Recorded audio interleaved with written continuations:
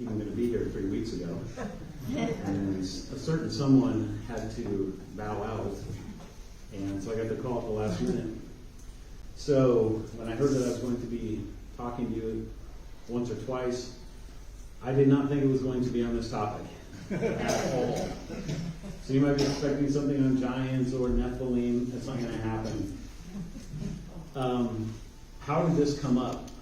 So Saturday night, Shabbat. Yeah, Friday. I have a friend here in town, about 3 miles from the hotel, and I went to go visit him. I was asking Derek if it would be all right if we could skip the night's talk, and it turned out we didn't have one. So we went over there. He said, "Well, who are you going to see?" And I said, "Well, this is a Jewish scholar that I've been studying with the last 2 years." He said, "Oh yeah, well, what are you going to study?" And so I told him about this. I'll tell you the fellow's name and then just a brief bit about how I got involved with what he's doing. His name is Moshe Klein, and I'll give you his book at the end, Moshekline. And I was preaching through Leviticus in our church. We preached through books, and this was, 3 years ago or something like that. And as I was doing my studies, I came across a brilliant English scholar named Mary Douglas, Old Testament, and she's a literary person. And she had done some work on the book of Leviticus that, as you'll see here in a moment, is mind-blowing. And I'd never come across anything like this before. And I was just telling some folks over here that of all the books that I've preached, and I've preached a lot of books, Leviticus, I think in part because of this, is my absolute favorite book that I've ever preached. And this is the opposite of what most people have. Like when they read through their Bible, Leviticus, Genesis is awesome. You can get through that pretty good. The first half of Exodus is pretty good. The second half of Exodus, you're like, I don't know about this. And by the time you get to Leviticus, people are throwing the Bible across the floor. I'm like, I'm not going to do this. This is impossible. I don't understand anything that's going on. So different than anything that we're used to as Christians.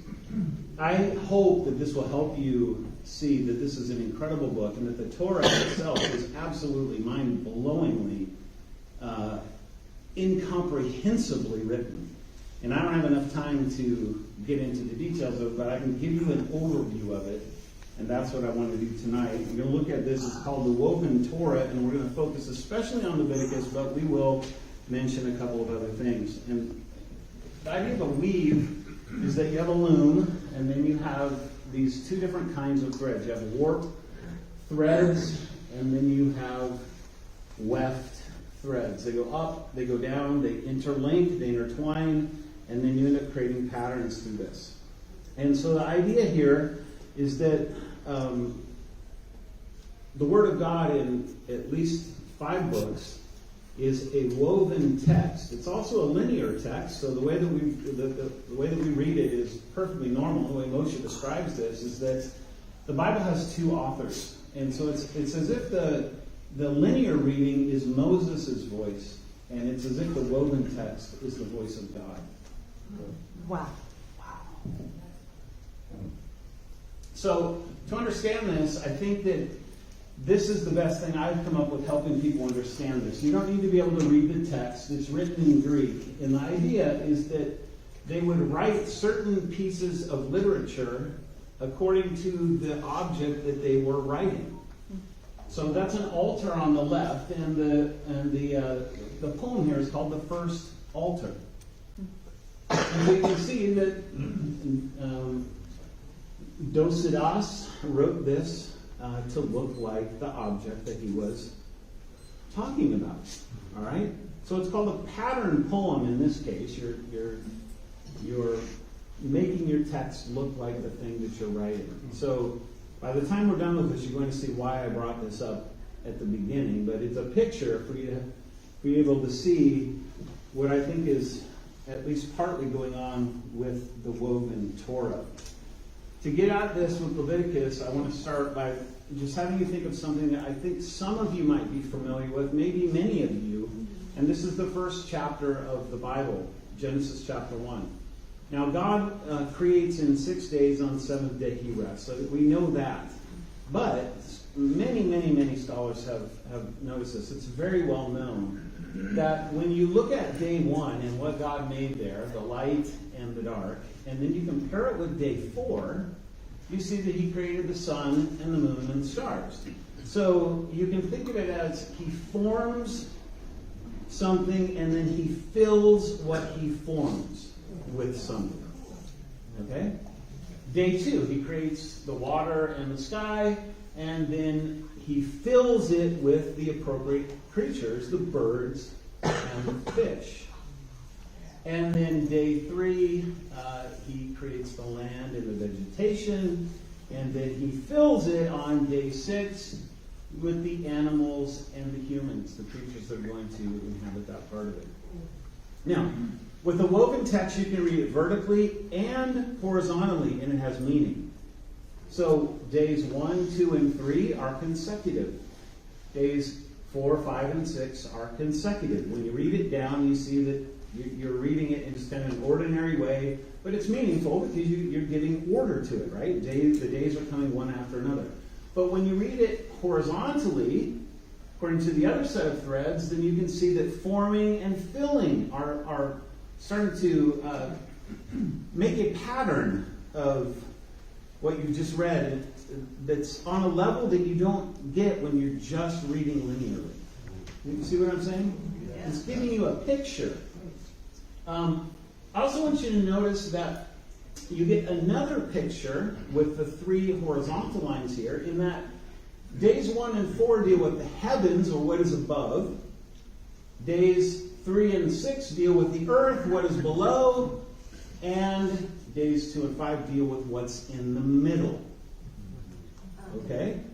So you're getting all sorts of information through this very simple literary device with Genesis 1 that will help you understand, if anybody wants to get into this, what we're going to see. Now, the reason Moshe contacted me is because when I was preaching through Leviticus, I came to Leviticus chapter 19, and he had written this insanely complicated paper on this chapter. Now, this is a chapter where you find such laws as don't make 2 different kinds of animals. I'll get to that in a little bit, because it actually has meaning. When I was a youth pastor, I actually used this chapter to show the kids that, look, what applies in the Old Testament and what doesn't. And so we just would read, and I would just have them raise their hand. And you think this one would apply, and half of them raised their hands, half of them didn't. And the next verse, all of them raised their hand, and none of them didn't. And then the next verse, none of them raised their hand, and they all, it's like, it feels like you're picking and choosing in that chapter. It's a really crazy chapter. And as I was trying to get my head wrapped around it, I had downloaded his paper, but for whatever reason, I kept going back to his website to keep rereading it.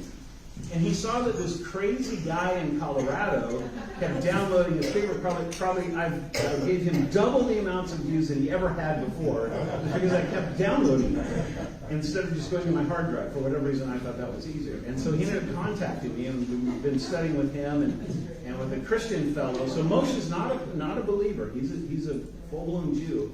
Learned this by studying the Mishnah in Hebrew. But I'm studying with 2 other guys, and one has gotten his PhD in Leviticus on this subject, and I'll give you his book at the end as well. So what I'm showing you here is Leviticus. Now, this has relevance to what we saw today, just in terms of the fact that we were all around the Temple Mount, right?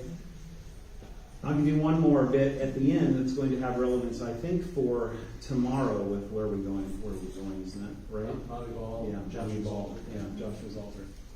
So, what I want you to simply notice for the moment is that this is the pattern of the tabernacle. Most of you are probably familiar with this basic look. You've got the east on the right. You enter from the east. You come to the altar, the square. And then you come to the laver in here where the water is. And then you have a veil. And that veil will take you into the holy place where you have the table of showbread. The priest will enter there. You have the lampstand, and you have the altar of incense, and then you have another veil. And that veil cuts the way off to the most holy place where the Ark of the Covenant, God's law, is, and where God himself sits.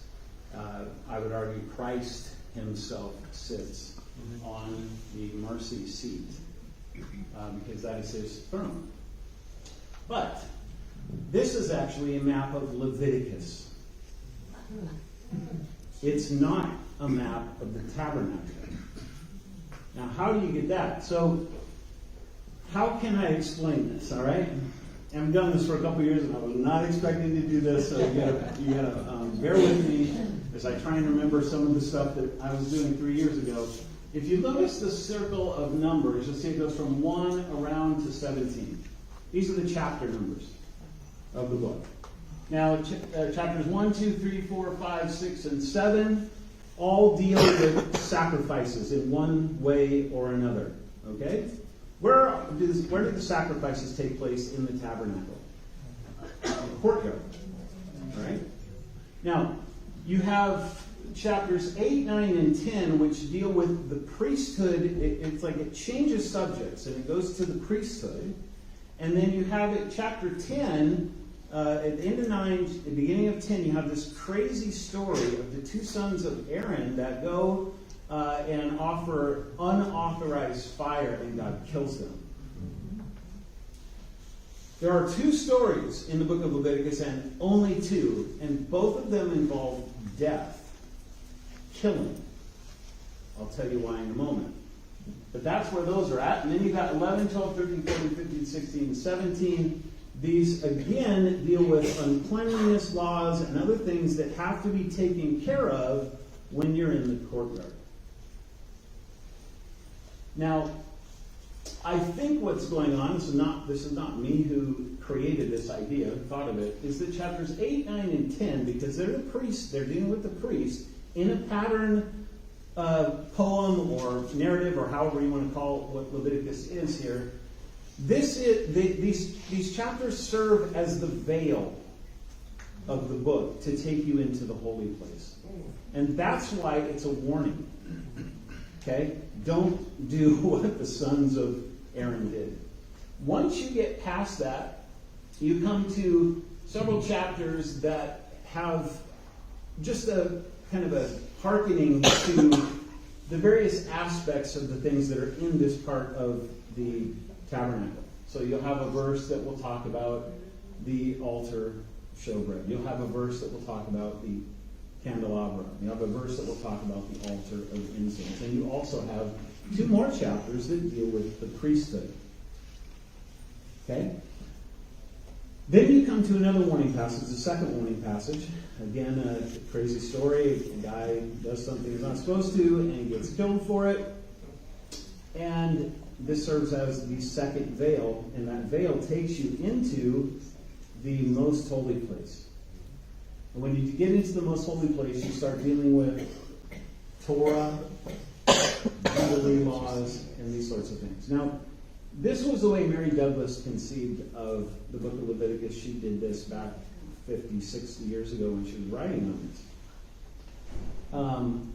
Her student, Moshe Klein, took this in a little bit different direction. And you can all read that as I'm going along. But what you'll see here, as I try and describe it, so there's 3 pictures. The top one is overlaid of the 2 bottom ones. Picture on the right is a picture of the tabernacle. I flipped it just because we're English people and we don't read that direction. So you're entering this. Well, no, actually I didn't. No, yes I did. That one should be flipped. The bottom one should be flipped the other way. But you're entering this way into the courtyard, then the holy place, and the most holy place. And what I've done is I've overlaid this structure of the book that Moshe has spent 40 years of his life studying. Now, the structure of the book it's incredibly complicated, hard to explain in a couple of minutes, but what I want you to see is that in that picture you see 2 green columns, and then you see a center square. All right, that center square is Leviticus chapter 19. So he sees this a little differently. Instead of seeing the book only going one direction, he's seeing chapter 19, which is that crazy chapter of all these moral laws, very different from any other chapter in the book, as a standalone unit. in the book of Leviticus. And in fact, it's the very center of Leviticus in terms of the way that it's structured and the way that it's written. Now, there's an assignment for you that would be a very easy assignment to help you understand what's going on with the two green columns. If you take chapter 20 and 22 and just read them side by side, these are laws about sexual practices that you're not to engage in. When you read the two, it seems like they're almost exactly repeating. You're like, what in the world? Why is he writing like this? There's subtle changes, though. And the biggest subtle change is that it moves from an individual to a community. So essentially what you have is the book kind of folding over on itself so that all these chapters are paralleling each other.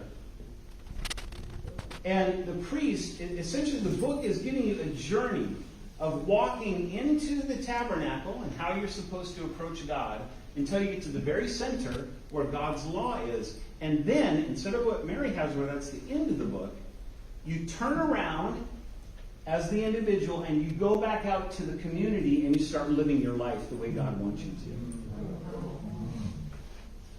And the book itself is actually structured like this. It's not something that people just think is fanciful. Like, there's real scholarship behind this. And so to think about Leviticus, all right, you've got all these random laws in your head, and you're trying to make sense of them. You don't have any comprehension of what in the world's going on. If you can just get in your mind that God is showing you, through the laws, the very life of an Israelite as they approach the holy place and then go back out into the world. Revolutionary. Revolutionary in the way that you understand it. Okay? Now, this is from my friend Paul Hawking, who's the guy who did the PhD on Leviticus. And what he's showing you here in this is, first of all, we've got our three tiers. I brought this out in Genesis 1 on purpose because Leviticus as a book follows the very same thing. You have God on top, you have human on the bottom, and you have a between space in the middle. Now, these are the chapters or the units. So you can look at it as Unit 1, Unit 2, 3, 4, 5, 6, or you can look at it as chapters 1 through 3, 4 through 6, 6 through 7, and all the way through. And when you compare these chapters like this, you end up getting all these chapters in the blue are talking about God. All the chapters in the green are talking about man, something having to do with us. And then the chapters in the middle are dealing with things in the middle. How in the world could you possibly conceive of writing something like this? So you see the arrow pointing to the journey in and then the journey out. Okay? First one is you're dealing with coming near to God.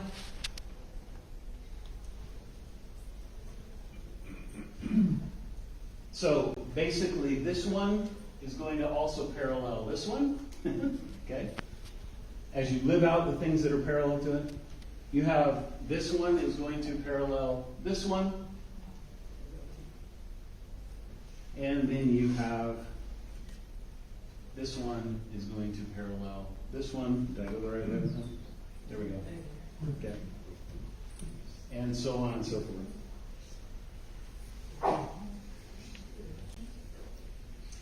Now this is chapter 19 of Leviticus. This is my own color coding. Don't worry about the color coding. And don't worry about the left and the right matching because they don't match. What I want you to see, you don't need to be able to read it. I want you to see there's three sections, and I'll make this clear in a moment. But there's a top section, a bottom section. You notice those are all color coded. These match up there. This one matches up higher. This one matches up higher with a kind of a standalone unit at the beginning. Now you have these kind of pinkish and red ones in the middle. All right. And then I want you to notice how there's green here, green there, blue, blue, and those are all kind of paralleling each other as they go on that side and this side. These are all just simply words that if you go and read them, or phrases, you'll see those. He's repeating himself in one way or another. Now you can take this is kind of my idea, and you can turn it into an H. And I like this as a teaching device because H for holiness. Holiness Code. Essentially, each one of these sections within chapter 19 ends with I, the Lord your God. I, the Lord your God. I, the Lord your God. I, the Lord your God. And there's one section that doesn't follow this rule. And this is that section in the middle. The section in the middle has, is that going to zoom in on you? Okay. iPads are awesome. This is the mating different kinds of cattle, sowing different kinds of seeds in the field, weaving different material in clothes. What's going on with that? Well, this is mixing kinds. Sound familiar with stuff that people in Skywatcher know about? So that's kind of my one little part there from the Nephilim nod, but it's not Nephilim, but it is mixing of things. You need to be pure in the way that you are going to be mixing. This is important because the last one, I'm going to point the last one, planting a tree with food. Fourth year fruit. Fifth year eat. What you have is a movement from this need for separation to the giving of fruit. And in the middle, you have a bizarre law of a guy who has sex with his slave at the entrance of the tent. And then there is atonement that's available. In the literary structure of the book, this is the center of Leviticus. Chapter 19, verses 20 through 22. Very center of it. Heart and soul. And what you have is a movement from make sure that you keep your kind straight to fertility and conception to bearing fruit. See that movement?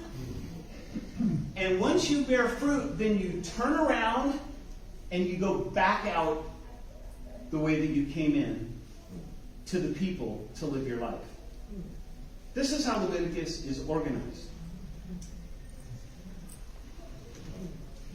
The more you know about this, the more incomprehensible it becomes. Now, the thing is, it's not just Leviticus. It's also Genesis. I don't have time to do this again, but basically you have a standalone introductory section here, which is chapters 1 through 10. Then you have a singular unit that stands all by itself, the Tower of Babel, and then you have these paralleling units on either side. And what you get when you overlay these is a pattern that actually emulates the first chapter of the book, which is the days of creation. The Genesis weave, so that the Leviticus weave basically looks like the tabernacle. The Genesis weave essentially looks like the days of creation. Okay? Now, think about why you would do this. It's not just for a teaching device like this, but it's also in an oral culture where you need to remember things. So if you pattern your book that way, then it makes knowing the stories easier to remember. Whenever you see things that are repeating in a book, like there's the story of Abraham and Abimelech, and then Isaac and Abimelech, and it's like they do the very same thing. That's deliberate, intentional, literary repetition, and it's meaningful, and it has to do with the weave. It's not just Genesis and Leviticus, it's also Exodus. Exodus, so the three in the middle are the three standalone units in Exodus. Chapters 13 through 15 is the whole Red Sea incident. Chapters 23 through 24 is Moses going up Mount Sinai. And then 31 through 34 is Moses going up Mount Sinai again. Then you have the A unit and B unit. Notice they're the same color. They're paralleling each other in one way or another. And the four units within them each are cohesive. Same thing on the bottom with C and D. And when you creatively, so this is Moshe's idea, but when you creatively put these together, you essentially get the archetype temple of Ezekiel chapter 1. Exodus is patterned after that. Numbers does it too. Now, you know that the book of Numbers is all about numbering the camp of Israel. Over and over and over. Numbering. So, the composer of this composed the book to look like the camp of Israel, with the standalone unit being in the very center, 15 through 17. And chapter 2 of this book is really the key to unlocking this, because that's where Moses actually divides the tribes by their flag, Judah and Ephraim and Reuben and what's the other one, Manasseh, and then counts them off according to that, and then also counts off the two on either side of the central guys there. So Numbers is doing it. Deuteronomy is also doing it. Deuteronomy is the book of the covenant, and I believe it's right here, and maybe right up here as well, I don't remember. But this is where you have the whole, Israel is to go to one mountain, Ebal, and then the other half to go to the other mountain, Gerizim, and you're to yell back and forth the blessings and curses of the covenant. So I think this is cool because tomorrow you get to go there.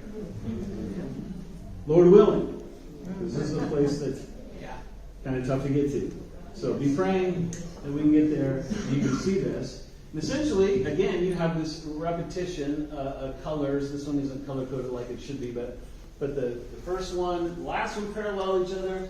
This one parallel each other. 2 and 7, 4 and 8, 6 and 9, 1 and 10, 3 and... So you see what I'm saying? The weave is going vertical, the weave is going horizontal, and essentially it unfolds on itself 6 and 6. Why would you do that? It's because you're patterning the book of Deuteronomy to look like something in the book itself, which they're all doing. Okay? And the last chapter there, or the last unit on the bottom, is Moses' speech. And so you can almost imagine this. This is the way I picture it. I imagine the tribes of Israel up on the two mountains, and Moses is down at the bottom, and he is teaching the tribes of Israel at his deathbed what is going to happen, what are they to do when they enter the land.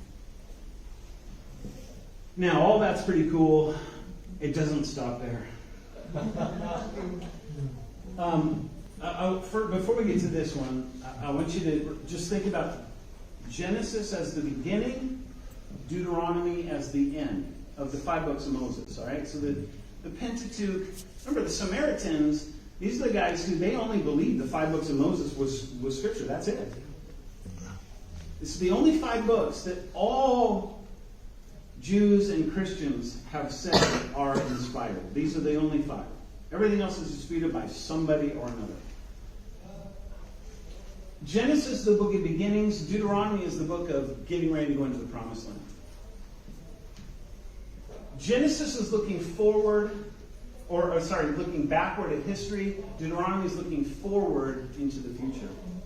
In the middle, you have 3 books: Exodus, Leviticus, and Numbers. Curiously, Exodus deals with the heavenly sanctuary plan. Leviticus deals with the middle tabernacle plan. And the Numbers deals with the camp plan on the bottom. Does that sound familiar? Top, middle, lower. This actually repeats itself all the way through the Torah with all these units. And when you put them together, you get this. On the book level. So that you have, and I've flipped this, and I've turned it so the east is on top. I don't know if you know this. Ancient maps had east on top, not north. You know why? Direction of the rising sun. So actually, it makes, in some ways, more, well, at least it makes as much sense as a North Star idea. East on top.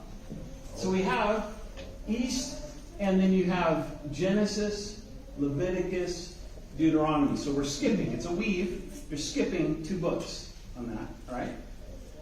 And you've got a past. That's Genesis, where we come from as Israel. You've got a present. What we're to do now that God has given us this tabernacle. And then you have a future. What are we going to do once we get into the promised land? Then you have the Exodus, Leviticus, Numbers. Now, those are not skipping. They're going in order. And you have an above, a between, and a below. And for all intents and purposes, this, very similar to the Exodus weave, looks very much like either the camp or the heavenly tabernacle. Because I think what's going on is that God is showing you that His entire Torah is so holy that He patterned the entire 5 books to look like the heavenly sanctuary. Wow. Now, when you think about this, and I'm telling you, each one of those individual squares does this. We saw it with Genesis 1. You can do it with every one of the units. Now, they all work a little bit differently, but you can do it with every one of the units. I've spent 2 years so far studying individual units. I haven't yet to see it not work. And you have this micro level, you have the unit level, sometimes you have paragraph levels within the micro level, you have the book level, you have the Torah level. Now you tell me, I don't care who you are, you tell me what human mind can put something like that together. I can't hardly think of doing that on the level of Genesis 1. Let alone making the whole thing work on at least 4 different levels like that. This is why Moshe says that this is the way God conceives of the Torah. It is His word to us. Not a secret thing. It's just something that, a verse that I really like from Proverbs. It is the glory of God to conceal a matter. Some people say, why does He make it so difficult? He likes to. It is the glory of kings to search it out. If this is something that interests you, there are places that you can go to read about it. So I have not written anything specifically on this, although I was aware of at least part of it when I preached in Leviticus. So I've given you all my notes, my sermon. I basically preach manuscripts, and they're all